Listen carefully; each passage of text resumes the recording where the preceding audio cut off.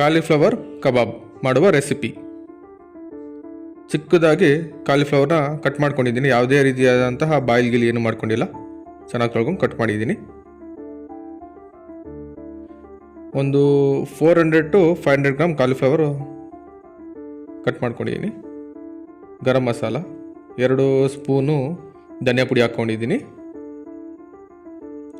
ಚುಟ್ಕಿ ಅರಿಶಿಣ ಪುಡಿ, 2.5 ಸ್ಪೂನು ಅಚ್ಕಾರ ಪುಡಿ,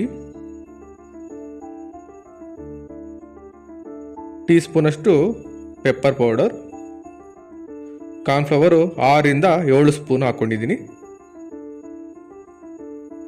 ರುಚಿಗೆ ತಕ್ಕಷ್ಟು ಉಪ್ಪು, ginger garlic paste 1 spoon, 2 beetroot, ಸ್ವಲ್ಪ ನೀರು. ಇದನ್ನು ಪೇಸ್ಟ್ ಮಾಡೋಣ.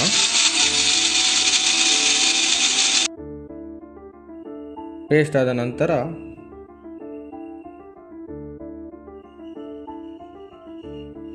ಇದರ ಜೊತೆ ಚೆನ್ನಾಗಿ ಮಿಕ್ಸ್ ಮಾಡಿಕೊಳ್ಳೋಣ. ಚೆನ್ನಾಗಿ ಮಿಕ್ಸ್ ಮಾಡಿಕೊಳ್ಳಬೇಕು.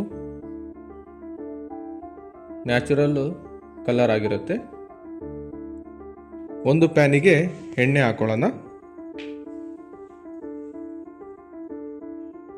ಮೀಡಿಯಂ ಫ್ಲೇಮಲ್ಲಿ ಒಂದೊಂದೇ ಹಾಗೆ ಮ್ಯಾರಿನೇಟ್ ಮಾಡಿರುವಂತಹ ಕಾಲಿಫ್ಲವರ್ನ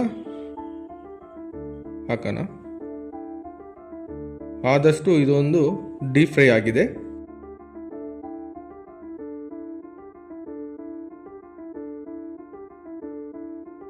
ನೋಡಿ ಹೇಗಿದೆ, ಕ್ರಿಸ್ಪಿ ಆಗಿದೆ.